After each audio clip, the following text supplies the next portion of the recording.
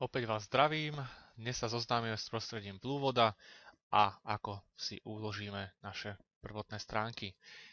Ak si otvoríte program Bluevoda, zobrazí sa vám toto okno, kliknete na otvoriť novú stránku alebo otvoriť už existujúcu stránku. Takisto si môžete pozrieť videonávody na stránkach Vodahost, ktoré sú komplet v angličtine. Klikneme na novú stránku. Zobrazí sa vám prostredie Blue Voda, ktoré vám nápadite pripomína starý Microsoft Word 2003. Je to jednoduché prostredie, pravdepodobne všetci ho poznáte.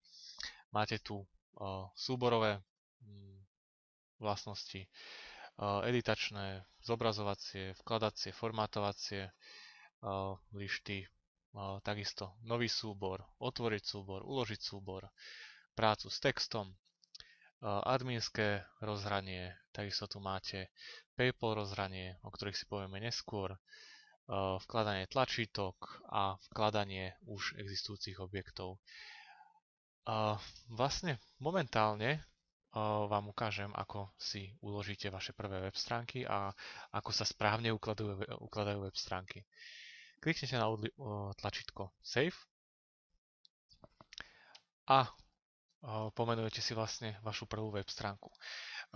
Veľmi dôležité je vašu prvú web stránku nenazývať home, ani domov, ani nič podobné, ale nazvať ju index. Index a nič za tým. Klikneme na uložiť. Nahradiť, áno. Ďalej si ukážeme, ako sa ukladajú všetky ostatné web stránky.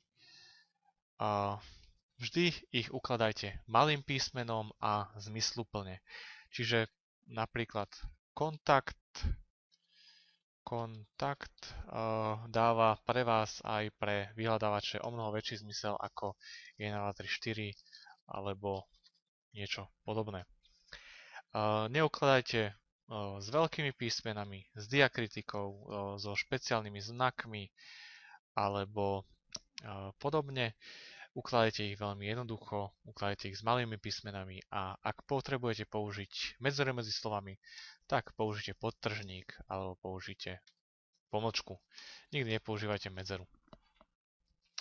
To by bolo všetko o tom, ako sa ukladajú web stránky a ako vyzerá prostredie Bluevoda. V ďalších návodoch si pozrieme, ako sa s ním pracuje. Ďakujem za pozeranie, vidíme sa pri ďalšom videu.